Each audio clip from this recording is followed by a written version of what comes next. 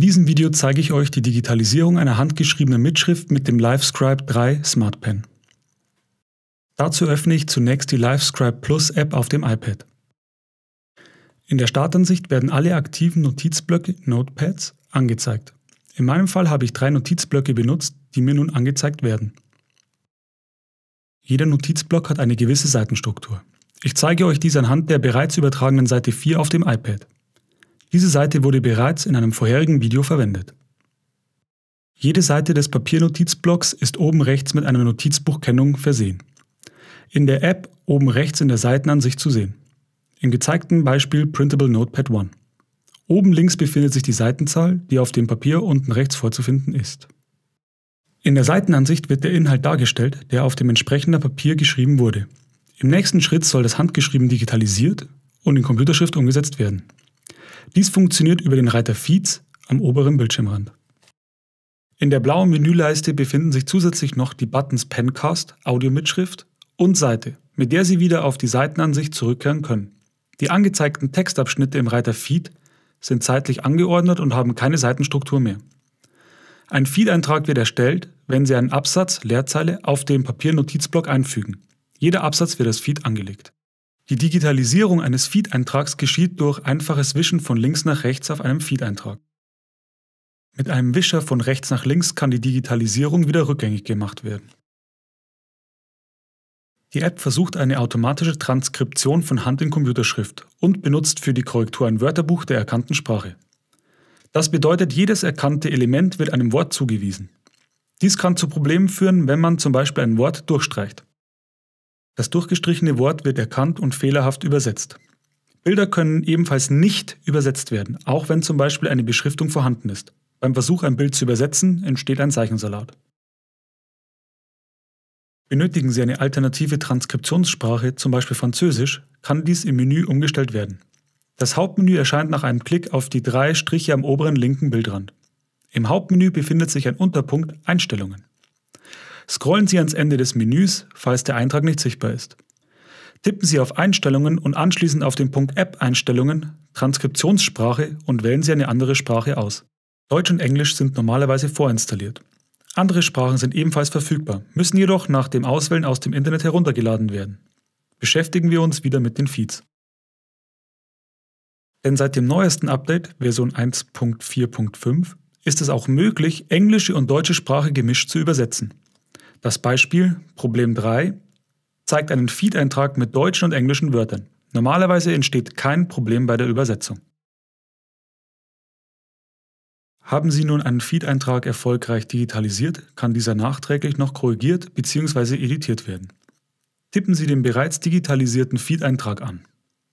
Es erscheint eine blaue Markierung um den Text. Damit nun der Eintrag bearbeitet werden kann, muss das Pfeilsymbol im Fußmenü am unteren Ende des Bildschirmrands angeklickt werden. Anschließend im Pop-up-Menü den Eintrag Bearbeiten antippen. Im Beispiel wurde End falsch in Auf übersetzt. Ich navigiere mit dem Finger an die gewünschte Stelle, lösche das Falsche und tippe das richtige Wort ein. Die Änderungen werden erst gespeichert, sobald oben rechts über der Tastatur auf Fertig getippt wird. Nicht benötigte Feeds können auch gelöscht werden, falls man diese nicht mehr benötigt.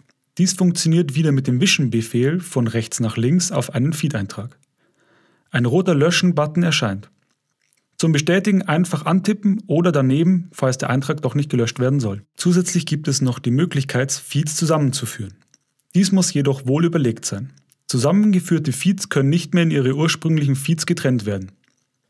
Ein Zusammenführen von Feeds erfolgt mit Wählen am oberen rechten Bildschirmrand in der Feed-Ansicht. Rechts neben den Feed-Einträgen erscheinen runde Checkboxen. Hiermit wählen Sie die gewünschten Feeds aus und klicken im Fußmenü auf den Pfeil und anschließend den Eintrag Zusammenführen an.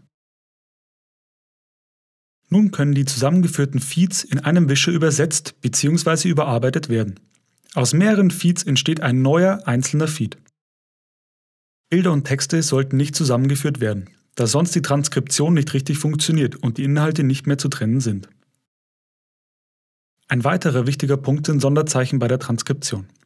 Bei der Verwendung von Sonderzeichen muss die Handschrift sehr akkurat sein, damit die Erkennung fehlerfrei verläuft. Geschlossene Klammern funktionieren meistens sehr gut. Pluszeichen oder öffnende Klammern hingegen werden oft falsch interpretiert.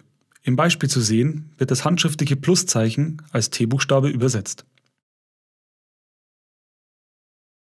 Im nächsten Schritt erstellen wir ein barrierefreies Dokument aus zusammengeführten Feeds. Dazu übersetze ich zunächst alle gewünschten Feeds. Ausnahmen sind Bilder und Grafiken. Ähnlich wie beim Zusammenführen wähle ich nun alle gewünschten Feed-Beiträge inklusive Bilder aus. Dazu im Kopfmenü Wählen antippen, die Beiträge mit den Checkboxen anwählen und im orangen Fußmenü den ersten Eintrag mit dem Boxpfeil-Symbol antippen. Es stehen nun viele Möglichkeiten zur Auswahl. In diesem Beispiel wird Dropbox verwendet, damit alle eingeladenen Personen die Texte zeitgleich und automatisch zur Verfügung gestellt bekommen. Natürlich kann auch eine andere App genutzt werden. Machen Sie sich jedoch vorher Gedanken, wie die Dokumente den Nutzer anschließend erreichen sollen. Ein Nachteil von Dropbox ist allerdings, dass eine ständige Verbindung mit dem Internet vorhanden sein muss. Wird das gewünschte App nicht direkt angezeigt, können alle kompatiblen Apps unter Öffnen in angezeigt werden. In diesem Beispiel wird Dropbox genutzt. Der Text liegt nun als Datei in Dropbox vor. Der generische Dateinamen aus Datum und Uhrzeit sollte möglichst in einen adäquaten Dateinamen abgeändert werden. Wählen Sie dazu oben links den Dateinamen an und tippen Sie mit der Tastatur den gewünschten Dateinamen ein. Abschließend noch auf Speichern tippen und das Dokument liegt in der Cloud zur Einsicht für alle Teilnehmenden bereit. Betrachten wir nun einmal das Resultat. Der Text liegt im PDF-Format vor. Ein PDF ist plattformunabhängig betrachtbar. Es wird zwar ein Programm hierfür benötigt, aber jedes aktuelle Betriebssystem besitzt einen integrierten PDF-Viewer. Android, iOS, Linux, Macintosh, Windows und viele mehr. Die ausgewählten Feeds sind als Computerschrift vorhanden und können bei Bedarf mit einem Screenreader vorgelesen oder mit einer Breitzeile in Blindenschrift übersetzt werden. Lediglich das Bild ist noch nicht barrierefrei, da keine alternative Darstellungsweise, wie zum Beispiel Alternativtext, hinterlegt wurde. Die LiveScribe-App besitzt noch keine Möglichkeit, Alternativtexte für Bilder einzufügen. Dies müsste derzeit noch nachträglich mit einem PDF-Bearbeitungsprogramm, wie zum Beispiel Adobe Acrobat Pro, vorgenommen werden.